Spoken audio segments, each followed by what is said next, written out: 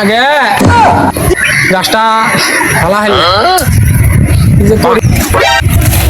চাচা চাচা কি করতেছো তুমি এই গাছটা গেল গাছ উঠে যায় সারা বেলা হয়ে গেল খাসগুলো খেতার খাসগুলো শেষ করলো